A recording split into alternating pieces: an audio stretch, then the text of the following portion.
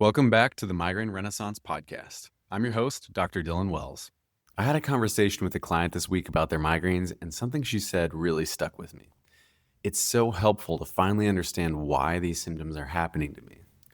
We had a really great conversation, diving briefly into what's actually going on in her nervous system, why specific symptoms like dizziness or light sensitivity show up, and what's happening when your migraine systems are triggered. But perhaps the most important part of this conversation was that this allowed us to clarify how the steps we're taking to improve our migraines address these underlying issues. That conversation reminded me of something that I deeply believe in, which is the focus of today's episode. And that's meaningful, lasting change begins with understanding. Once you understand how and why something is happening, you're in a much stronger position to take action that actually leads you towards your goals. It gives you a better chance to make sure these actions are grounded in how your body works and what drives the adaptations needed to take you from where you are now to where you want to go. Migraines get treated like they're just a bad headache far too often. And if you're reading this, I'm guessing you know that it's really much more than that. Chances are that you're like many of the countless people I've worked with, and even though this condition has affected your life for years, leading you to all sorts of different healthcare providers and specialists for it, no one has ever properly explained what migraines actually are. So today, I want to start right there. I want to help you understand what's actually going on in the brain during a migraine. But don't worry, this isn't going to be a dense anatomy and physiology lesson. I promise I'll explain it in a way that can be pretty easily understood and perhaps give you some answers you might not have even realized you needed until now. Stick with me until the end, because I'm going to introduce how and why migraines can often get more intense and frequent over time, and more importantly, how you can do your best to keep this from happening. And if you find this useful, please consider sharing it with someone who needs it. So, what is a migraine? Let's clear up a couple common myths first. No, it's not because your neck is out of alignment. Your spine isn't a Jenga tower of loose, slippery bones like some people out there would have you believe. It's actually incredibly durable and resilient, and sometimes feels sensitive to every little thing, partly because it's so important for us to pay attention to it and to protect it. We'll talk more about this later.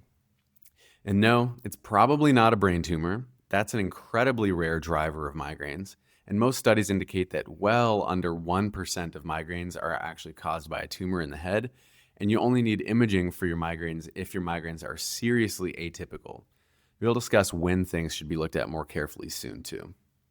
So, if they're likely not caused by neck bones being out of place or brain lumps, then what are they really?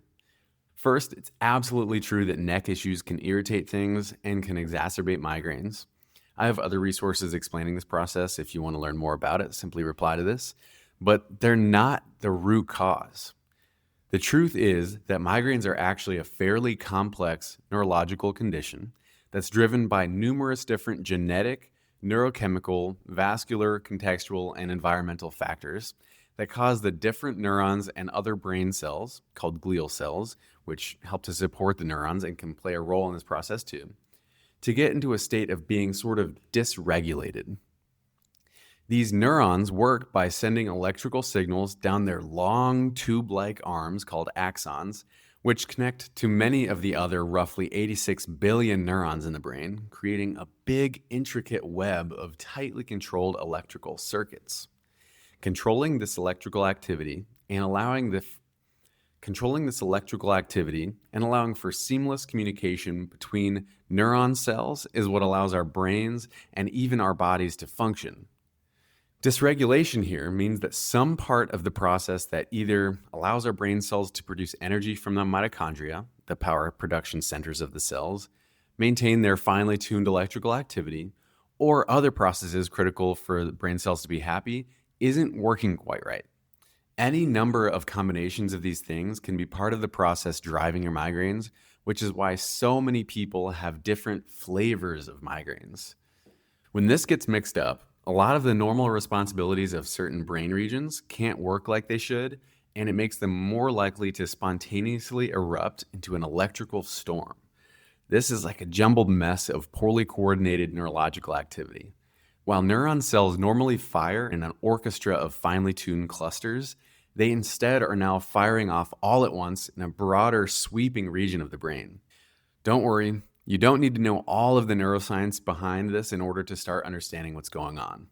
Just know that this jumbled electrical storm is disrupting normal communications between important processing hubs in the brain. This process can often occur in a wave-like pattern. Imagine a wildfire slowly inching its way across a grassy plain. In the area of the brain represented by the charred earth, there is a decrease in neurological activity, often referred to as depression in the scientific literature, because it's temporarily stuck in a state of not really working quite normally or being able to send its usual signals while it's recovering from that wave of activity. Sometimes this happens in the cortex of the brain. Think the outer layer of the brain that looks wrinkly where higher level processing is done, which is referred to as cortical spreading depression. This is really important for understanding more of the funky symptoms that come with migraines, because about 1/3 of people with migraines get what's called an aura. When this happens in areas that are responsible for your visual processing, the primary visual cortex, for example, this can lead to the aura. Most people that get an aura report the visual variety, but other types exist too. Another type shows up as maybe having a hard time understanding spoken words. That's when the neurological changes occur in the auditory processing areas in the temporal lobe. It could also be things like dizziness, which could be from several different parts of the brain, or even numbness or weakness in half of your body or face, similar to stroke-like symptoms, if it's in the sensory or motor processing centers of the brain. Sometimes the jumbled neurological storm of activity happens in other parts of the brain called subcortical areas, and this is sometimes referred to as subcortical spreading depression instead of cortical spreading depression.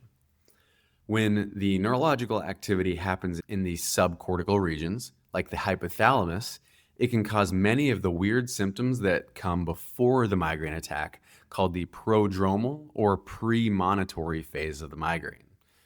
This is where a lot of the things like mood changes, food cravings, fatigue or yawning, and even needing to pee more frequently come from.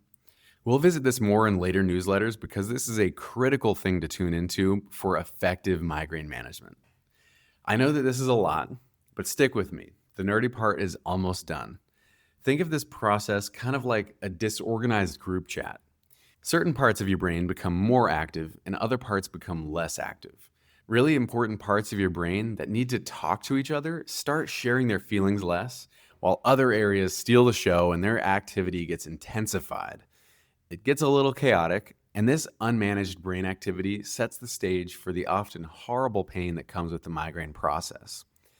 These changes in the brain are collectively referred to as connectopathy, which is basically a fancy way of saying a problem with brain connections. Now, let's get into where much of the headache side of the migraines come from. Enter the trigeminal nerve. The trigeminal nerve, also known as cranial nerve 5, is kind of a big deal. It's the thickest nerve coming from inside your skull, and it connects to a ton of places in your head. Your face, eyes, jaw, teeth, sinuses, even your chewing muscles, and other really important places like the blood vessels and the protective coating around the brain, just beneath your skull. This nerve senses all the things like touch, pressure, etc. in these areas, but it's actually really more like a two-way street. The scientific evidence is now suggesting that this storm of dysregulated neurological activity, the cortical or subcortical spreading depression, ripples down and reaches the brainstem, where the trigeminal nerve comes from, and it gets triggered. This causes it to erupt, releasing an inflammatory chemical soup all over the places that the nerve goes. If you want to get a little bit more nerdy, the star inflammatory chemical players here are CGRP and PACAP38, but things like histamine, substance P, and other inflammatory chemicals are involved here some too. So that inflammation causes the blood vessels around your brain to dilate or get wider, causing the classic throbbing headache that usually is on one side, but sometimes on both sides of the head. And that inflammation soup also spills back onto the trigeminal nerve itself, telling it to be more responsive to sensations it receives, making everything extra sensitive, including your face, eyes, neck, jaw, etc. So now let's talk about how pain gets learned. Here's the real kicker. This isn't just a nerve problem or a blood vessel problem. This change in sensitivity happens inside your brain and brainstem too. Your entire pain and emotion systems start to get ramped up and rewired. The brain starts to amplify the signals it receives. Things that weren't triggering or bothersome before suddenly feel threatening and triggering. And over time, if you have these migraine experiences over and over again, your brain actually learns the process of having migraines. Yes, you're hearing that right. Your brain can learn to have migraines more effectively, more easily. This is through a process called neuroplasticity, which is a key factor in all things learning and is generally a very good thing. It's why you're able to learn new skills and adapt to changes in your environment, but it's also why migraines often get more frequent and more intense over time. Your brain literally gets better at having them. This process is referred to as chronification because they're becoming more chronic in nature. And this is how migraines move from being classified as episodic migraine, meaning every now and then, to chronic migraine, which is more often. And technically speaking, chronic migraines are defined as having headaches occurring on 15 or more days per month for at least 3 months, but at least 8 of those days per month have to have the features of migraine headache specifically. Remember those important areas that I said we're having a hard time talking with each other?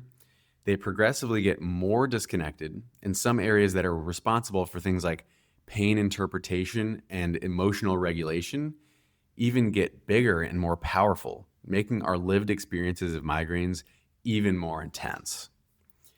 But there is still some very good news. You don't have to accept this process, this new reality. It can absolutely improve. We can teach your brain to unlearn this pattern of activity and also decrease how sensitive it is to triggering factors. We can also stop, slow, and even reverse this process of chronification before it gets out of hand. We need to just find the right strategies for your situation so that you can break this vicious cycle. You can use that same neuroplasticity in your favor by stabilizing the cells in your brain, improving their ability to produce energy, enhancing their inflammation or oxidative regulation, coaxing key brain areas to find their way back to each other and reconnect, and preventing your trigeminal system from getting set off all the time. We can shift your brain towards resilience instead of reactivity. And that's what my entire migraine renaissance approach is all about. And it all starts with finally understanding what's going on. But we'll save more about that part of the process for another time. To your migraine freedom, I'm your host, Dr. Dylan Wells.